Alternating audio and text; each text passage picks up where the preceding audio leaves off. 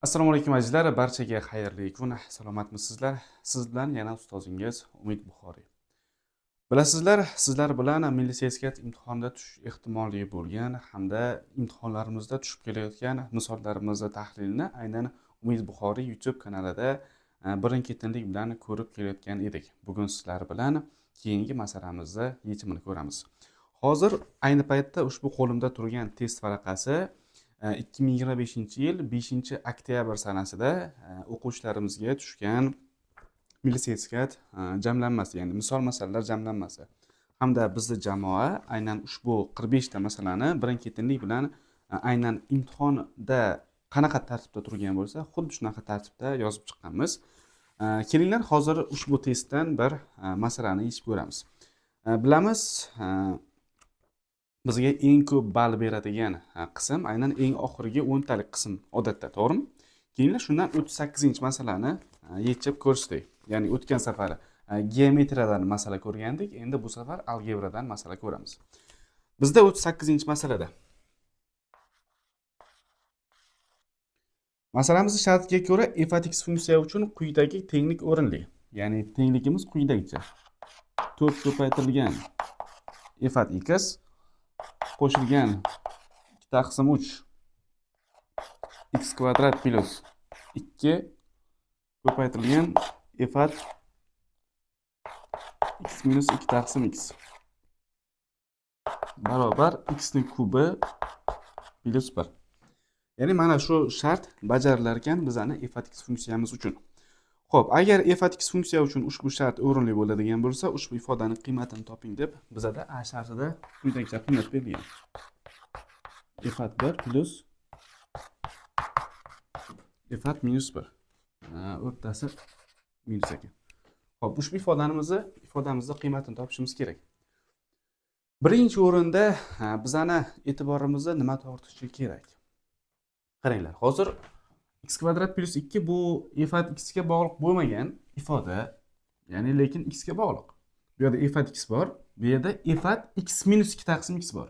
Lekin mana buni o'zi ham funksiyamizni o'ziga bog'liq. Xo'p, biz x ga shunaqangi bir qiymat berishimiz kerakki, beradigan qiymatimiz bizdan masala so'ragan o'sha ifodaga olib borish kerak. Ya'ni shunga bo'lgan yo'la boshlab berish kerak. Xo'p, birinchi o'rinda nima qilaman? Qaranglar. E'tibor beramiz. X o'rniga men 1 qo'yganimda, hozir bu yerda misol uchun 1 bilan minus 1 sonlari bormi? Katta ehtimol bilan odatda birinchi o'rinda shu sonlarni qo'yib ko'ramiz. Xo'p, 1 qo'yganimizda bu f at 1 o'zini beradi.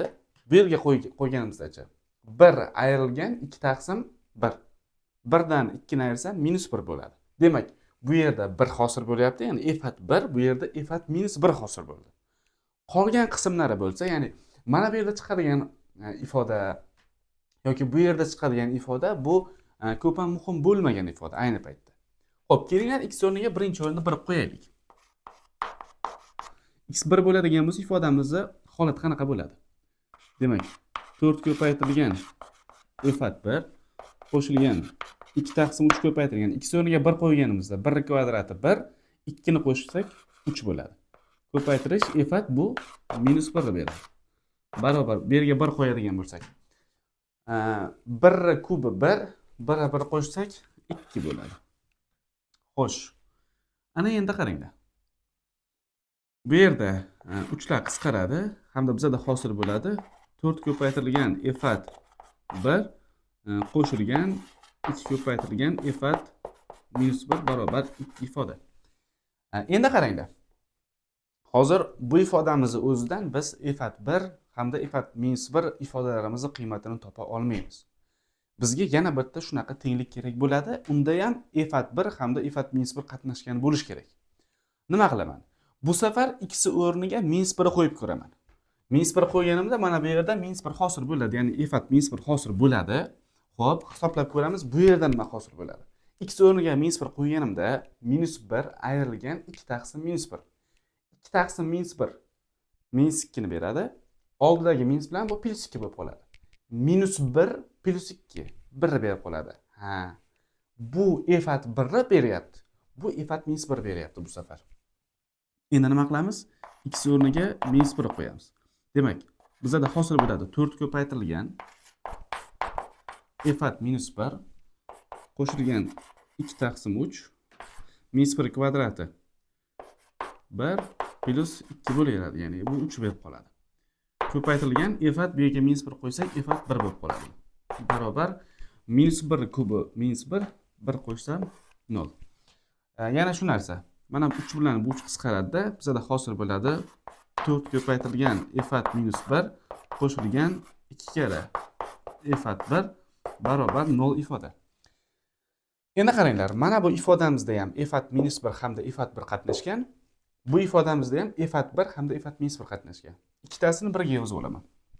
Demak, 4 ko'paytirilgan efat 1 qo'shilgan 2 ko'paytirilgan efat minus 1 2. Ana endi bu ikkita ifodamizni sistema qilib yuboramiz.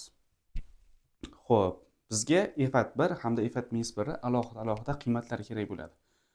Xo'p, nima qilamiz? Qaranglar. Yuqorida e'tibor beradigan bo'lsak, efat 1 oldidagi koeffitsient 2, pastda bo'lsa 4. Qo'shish yo'li bilan yechamiz. Tepani 2 ga ko'paytirib yuboraman. 2 ga ko'paytirib yuboradigan bo'lsam, menda nima hosil bo'ladi? Qaranglar. Oson bo'lish uchun tartib bilan yozaman. Buni birinchi yozaman. 2 ni ko'paytirsam bunga bizada 4 ko'paytirilgan efat 1 hosil bo'ladi. Endi buni yozaman. Buni 2 ga ko'paytirsak, qo'shilgan 8 ko'paytirilgan efat minus 1 hosil bo'ladi. Barobar 0 2 ga ko'paytirsak 0. Endi mana bu ikkitasini sistema qilamiz. Buni o'zi o'zgarmasdan qolaveradi. Bu ikkitasini sistema qilib yuboraman. Xo'p, bu ikkitasini sistema qilib yuborgan paytimizda bizda nima hosil bo'ladi? Qaranglar. Ikkitasida ham mana bunda ham 4 ko'paytirilgan efat 1 bor, bunda ham 4 ko'paytirilgan efat 1 bor. Ayni paytda biz ayirib yuboradigan bo'lsak, bizda mana shu 4 ko'paytirish efat 1 lar qisqarib ketadi. Xo'sh, 2 ko'paytirilgan efat minus 1 dan 8 ko'paytirilgan efat minus 1 ayirgan paytimizda bizda nima hosil bo'ladi? Bizda minus 6 ko'paytirilgan efat minus 1 hosil bo'ladi. To'g'rimi? 2 dan 0 ayirsak bizda nima hosil bo'ladi? Xo'sh, 2 hosil bo'ladi. Xo'p, 2 hosil bo'ladi. Menimcha xato qilmadik. Ana endi bunda 2 bilan 6 qisqaradi, deganda 3 hosil bo'ladi. Demak, efat minus 1 qiymati bizada qo'shiladi. Minus 1 taqsim 3 ga teng bo'ladi. Ana endi bizga efat 1 kerak. Efat 1 ni topish uchun shunchaki mana bu yerdagi efat minus 1 o'rniga shu qiymat keltirib qo'ysak bo'ldi. Demak, bu nima hosil bo'ladi? 4 ko'paytirgan minus 1 taqsim 3. To'g'rimi? Mana efat minus 1 o'rniga minus 1 taqsim 3 keltirib qo'ydik. Qo'shilgan 2 ko'paytirilgan efat 1 teng nimaga? 0 ga. Bu tenglamani yechamiz. Bu mana buni o'zi e'tibor beramiz. Minus 4 taqsim 3 beradi. Buni o'ng tarafga olib o'taman. O'ng tarafga olib o'tgan paytimizda bu nima bo'lib o'tadi? Bu plus 4 taqsim 3 bo'lib o'tadi. Ishora almashadi. 2 ko'paytirilgan efat 1 teng bizada 4 taqsim 3. Bu yerda 2 bilan 4 qisqaradida 2 hosil bo'ladi. Bundan kelib chiqadi efat 1 qiymati bizada 2 taqsim 3 ni beradi. Bizdan so'ralgan narsa efat 1 ayrilgan efat minus 1 barobar. Xo'sh, efat 1 o'rniga qo'yamiz 2 taqsim 3 ni ayiraman efat minus 1 qiymatini. Bu minus 1 taqsim 3 bo'ladi. Barobar. Endi e'tibor beradigan bo'lsak, 2 taqsim 3, 2 ta minus bizada plus beradi, plus 1 taqsim 3. Barobar 2 ga 1 qo'shsak 3, 3 taqsim 3 bo'ladi-da 1 ga teng. Demak, bizani masalamizda aynan A shartining javobi 1 ga teng bo'lar ekan. Ayni paytda siz mana shu A shartidagi 1 degan qiymatni o'zini topib ham ishonaveringki, yaxshigina natija olib qo'yasiz, ya'ni yaxshi ball beradi buni o'zi. Xo'p, ikkinchi shartimizda bizani masalamizda B shartida quyidagicha shart berilgan. Efat 2 minus efat minus 2. Xo'p, bizani masalamizda men shunaqa o'ylayman. Masalamizni birinchi shartini yechib bilgan o'quvchi, ya'ni A shartini yechib bilgan o'quvchi uchun ikkinchi shart, ya'ni B sharti umuman muammo emas. Buni aniq yechadi, xudo xohlasa. Bitta yo'nalish beraman, qaranglar. Bizadan efat 2 kerak, to'g'rimi? Keyin efat minus 2 kerak. Ikkisi o'rniga 2 qo'yib yuboringlar. 2 qo'yganimda nima hosil bo'ladi? 4 ko'paytirish efat 2 qo'shilgan 2 taqsim 3, x o'rniga 2 ni qo'yganimizda 2 ning kvadrati 4, 2 ni qo'shsam 6.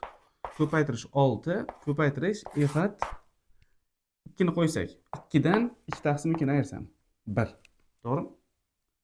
Bu 2 1 efat 1 barobar x o'rniga 2 qo'ysak, 2 ni kubi 8, 8 ga 1 qo'ysak 9.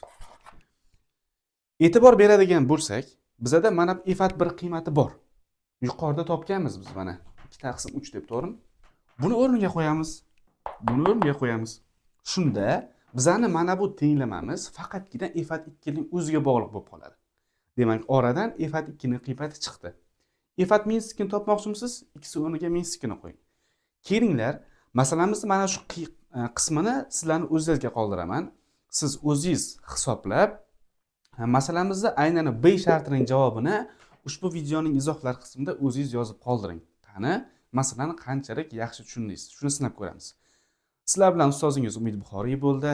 Xudo xohlasa, bundan keyin ham algebradan hamda geometriyadan alohida eng sara foyda beradigan hamda ma'lum bir usullar bilan chiqadigan masalalarni sizlar bilan Umid Buxoriy YouTube kanalida batafsil ko'rib boramiz. Undan tashqari Umid Buxoriy Telegram kanalida ham Rush modelida, ya'ni aynan DTM markazining o'zi o'tkazadigan Rush modelini o'zida men milliy-sertifikat mock testlarni o'tkazib boramiz, xudo xohlasa. Keyingi videolarimizni o'tkazib yubormaslik uchun albatta kanalga obuna bo'lib qo'yinglar. Milliy-sertifikat imtihoniga tayyorlanayotgan tanishlarga ham ushbu videoni ulashib qo'yish esdan chiqmasin. Assalomu alaykum va rahmatullohi va barakatuh.